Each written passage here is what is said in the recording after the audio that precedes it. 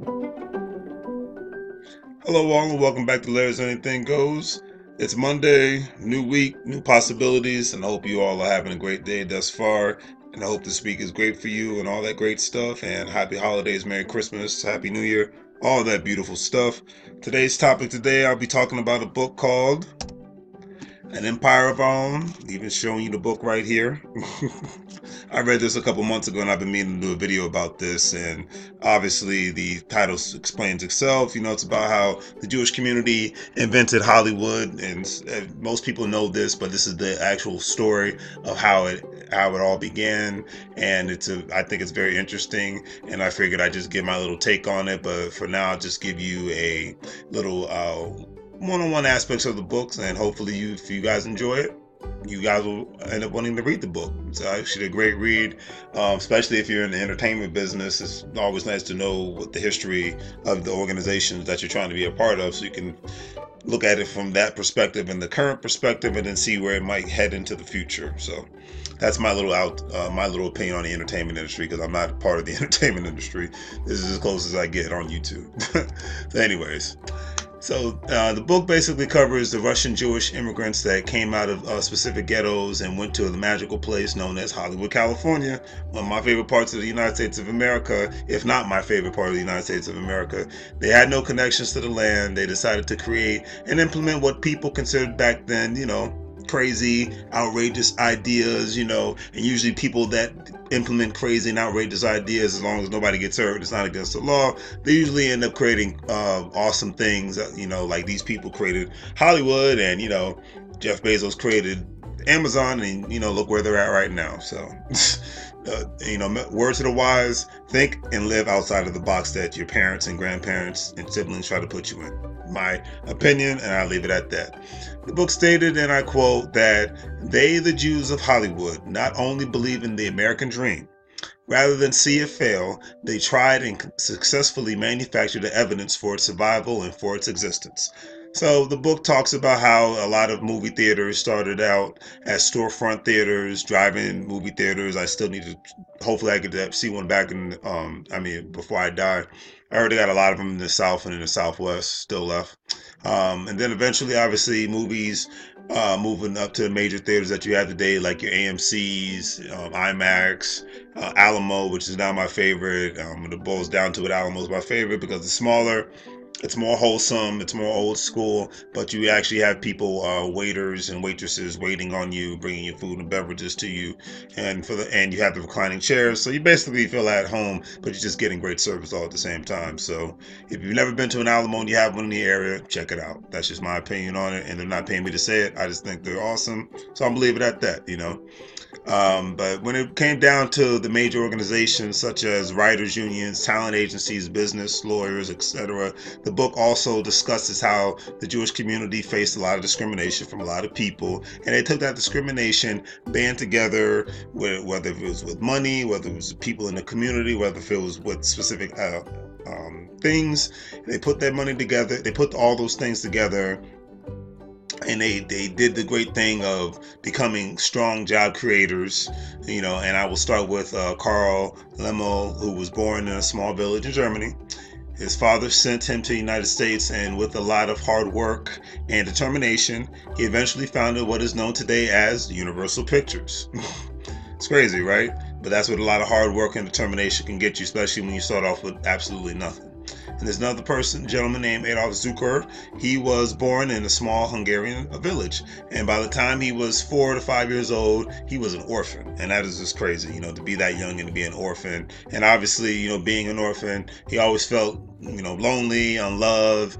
So he petitioned and, did his best to try to get himself to America, because, that was during that time, even, today, the United States of America, the land of milk and honey, So he petitioned his family to get to the United States, and he would later build what we know today as Paramount Pictures. Now, obviously, the next person I'm going to mention needs no explanation about which networks this gentleman created, but his name is William Fox. He's from Hungary. He's from Hungary. He was forced to become an entrepreneur because his father was basically a bum, cheated on his mother, didn't really care about the kids. It wasn't considered to be a stable and dependable person. It was much more conservative time back then. So obviously, just anybody stepping out on somebody, like nowadays, that's considered the norm, but back then, he was really frowned upon. And so as an entrepreneur, he sold sodas, sandwiches, and basically anything legally that he could get his hands on, and that was considered a sellable commodity at the end of the day. So obviously, he started out of what we know today as the Fox Film Corporation, or as most people just say, Fox. And that's how he was able to start that company. Obviously, there's more details to it, but I want you to read the book to get the details in regards to how these empires are really built. I just find this fascinating, so that's why I'm making the video about it. Okay, so moving on. Louis B. Mayer was born in Russia. He eventually moved with his parents to Canada, and where his father had an actual junkyard business.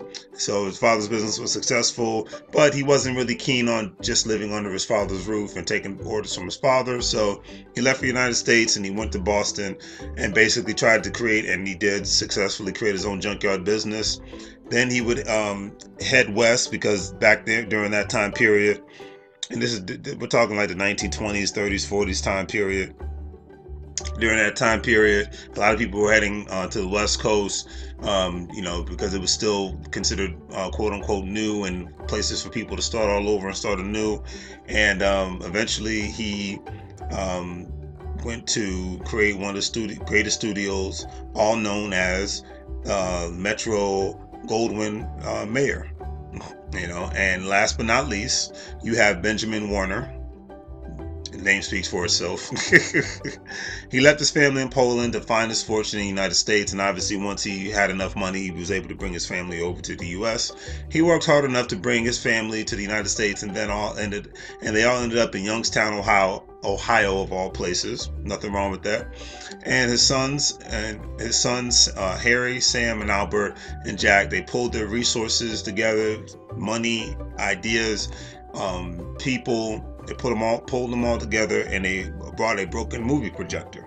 Because a lot of the thing with the family is they had a hard time getting jobs because of their Jewish heritage, Jewish culture, religion, and they had a hard time finding jobs. So they used this motivation to become job creators. And the one thing I love about this message that this book talks about is, when you have a hard time getting the best job, cut your living standards as much as you can, pull your resources together, get with the right people, so you can not worry about getting a job and being around people who hand out jobs. Be around people who want to create jobs, so you can become a person who creates a job.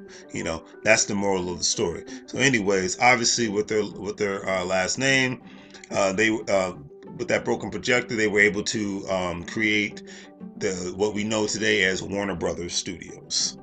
So that's it when it comes to the individuals who are part of the empire of Hollywood. I think it's an excellent story, and it has a lot of great messages in it. A lot of good, a lot of bad, because they faced a lot of issues, all of them, from family issues to personal issues, friends issues, stuff that people always have deal with in life, because it's life, but all these individuals, at the end of the day, and this is what I do, they surrounded themselves with the right people, shared multiple creative visions and a common interests.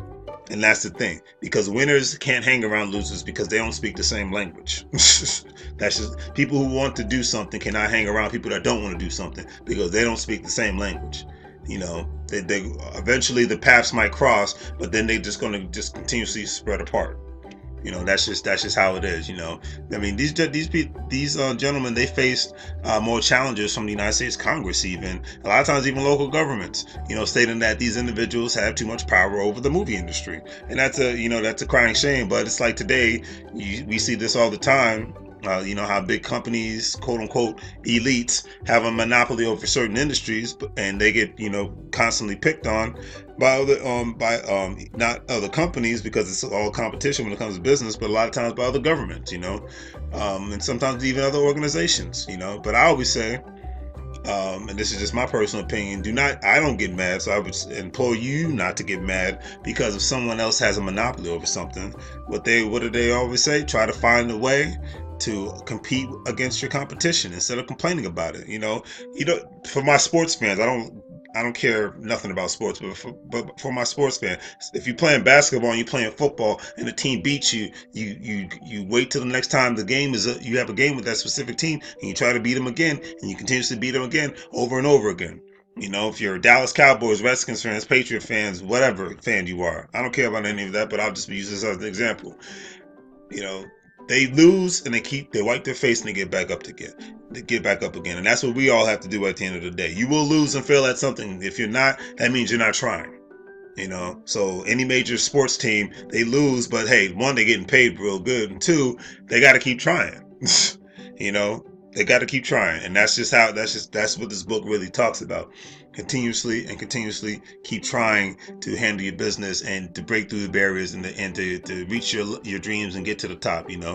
Um, and another thing is this book talks about is you can't just make it on your wits. You can't just do it by yourself. You can have all the brains and degrees in the world, certifications in the world, but you have to have the right mentors, especially nowadays. Back then, it was hard to have mentors because the business didn't really exist like that. They became their own mentors. You have to have the right teams, build empires. And the way you can really start building an empire is just build a team first and then implement strategies and then go forward.